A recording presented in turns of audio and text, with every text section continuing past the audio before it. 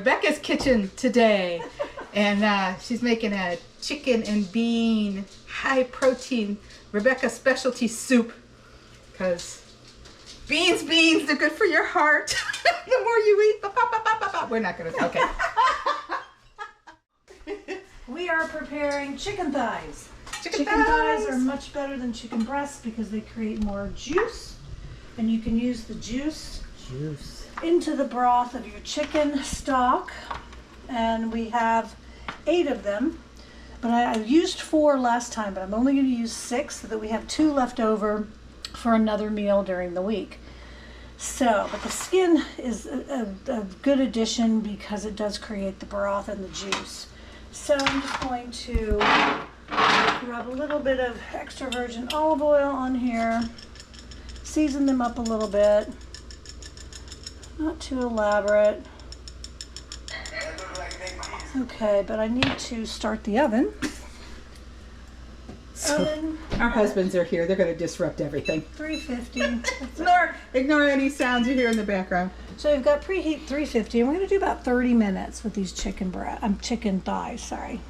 Rub that olive oil in there. So why are we doing chicken thighs instead of chicken breasts? The meat is more flavorful. It's tender. And it flavors the chicken soup much better. Like I said, the skin adds some broth. So when these bake, we're gonna have some juice, and I'm gonna pour it into the stock. So it's gonna add a lot of flavor.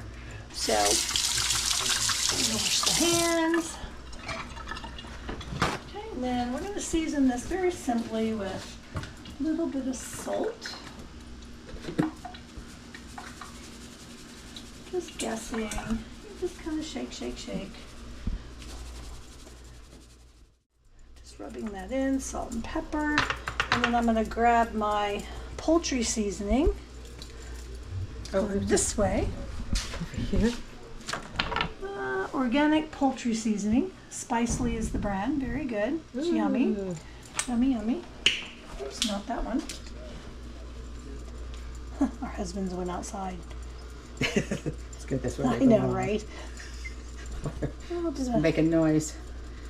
Poultry seasoning. And like I said, you can measure, but you can eyeball it and just kind of guess at what you need. And then, sorry, I stepped behind you. On there. So you've done olive oil, Salt and pepper, poultry seasoning, and some roasted garlic powder. So you're doing all of them, and they're going to be seasoned. We're going to put how many into the soup? 6. Last time I used 4, and it just wasn't enough meat.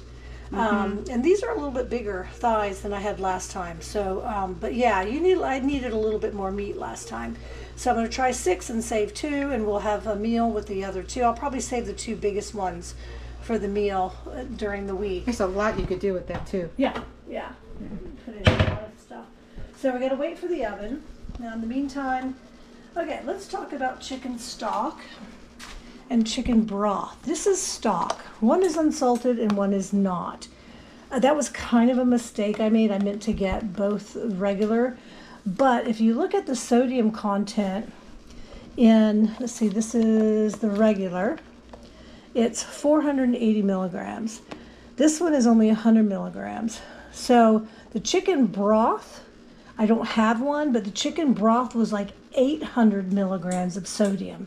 So we do want the salt for flavor, but you don't want to overdo it. You can add to taste salt instead of having it already put in the soup with your chicken stock or chicken broth. Does one taste better than the other? The stock is a little bit more flavorful.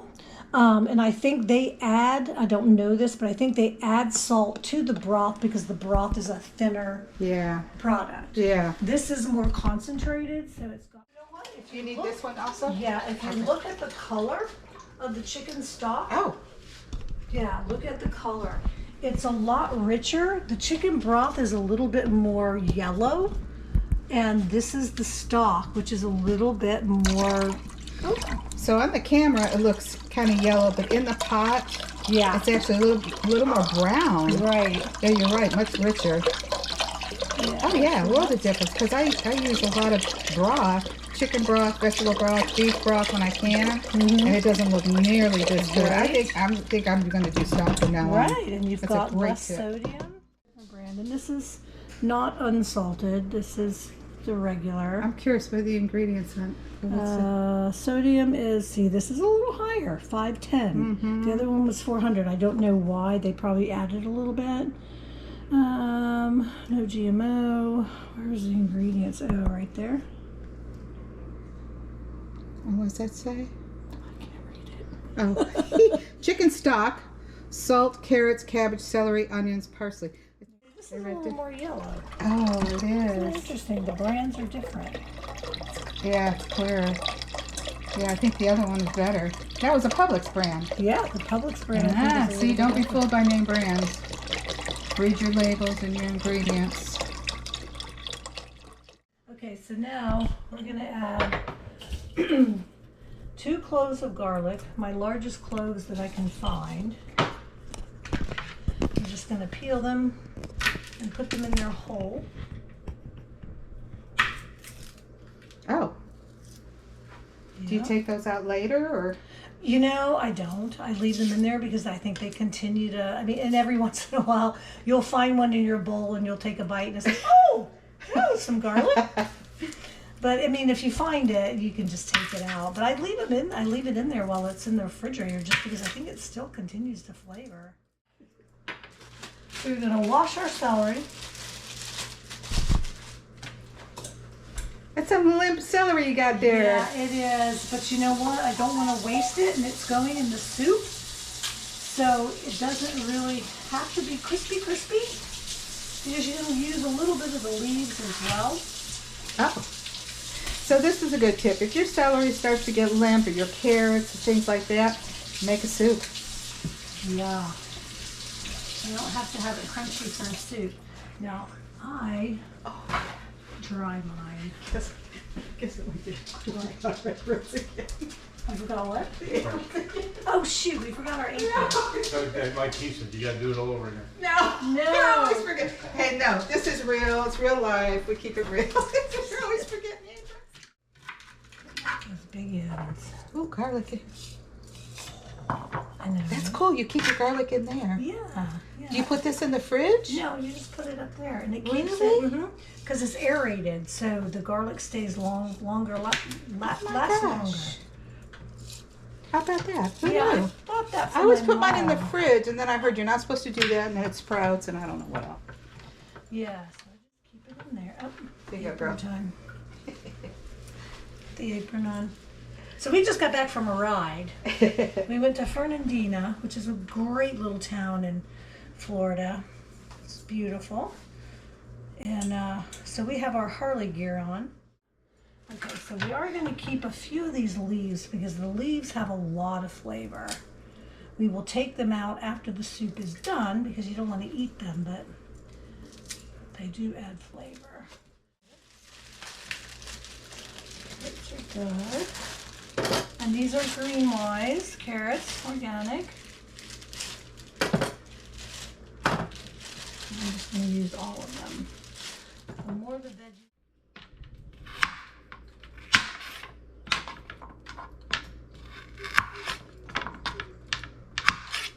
And some of you professional chefs out there are going to look at this and go, God, she does not know what she's doing, but that's okay. But this isn't, we're not doing this for professional chefs. I know, This is for everyday, all of us at home.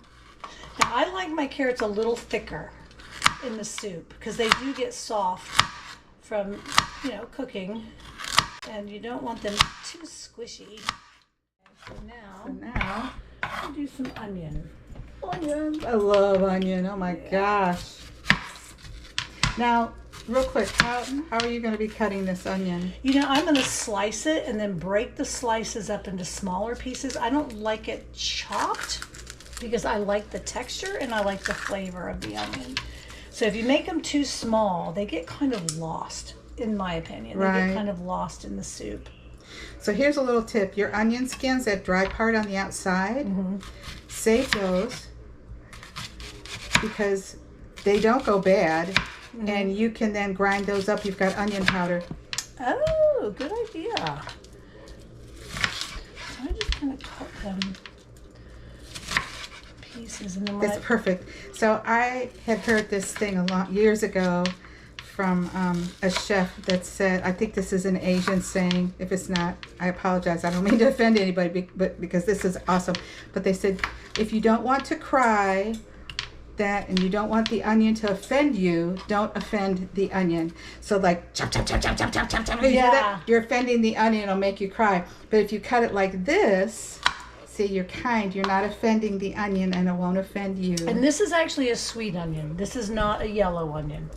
It's like a Vidalia? No, they just call it a sweet onion, a white sweet onion. The white onions are the ones that make you cry. The sweet onions don't make you cry. Mm-hmm. So I choose that one. Open our northern beans. These are great northern beans. Now, with the beans, you could, if you really wanted to do hardcore, I mean like really nutrition, the dried beans, you could soak them overnight and then add them into your soup. This is kind of an easier way to do it. So that's what we're doing today. So these are great northern white beans. Last time I made it, I did pinto beans, and the pinto beans got a little bit squishy. It's a little bit soft. These have more texture to them, so they're a little bit more dense. So I think this might work better than the pinto beans. So we will see. Now I'm going to be doing a video on canning beans. We're going to do quite a bit of videos on beans, lentils, legumes, because they're so healthy, high in protein, low in fat. There's everything great about them. I mean, you really should be eating legumes and beans at least once a week. Oh yeah. Absolutely. Oh, yeah. Are you pouring the juice in there also? You know I am. Ooh. I'm going to do that. Okay. Yeah, I think it's going to add some flavor. And I did that the last time. I just dumped the pinto beans in with the juice. So no waste again. No. Mm-mm. And a can of beans is not very expensive. No. How much is a can of beans? I think that was like, I don't know, a little over $1, maybe. Maybe not even. That's so economical. I will say this: if you buy the dried beans and you get a bag for like $2, and you can probably make 10 to 12 of those, right? I know. So much more. Yeah.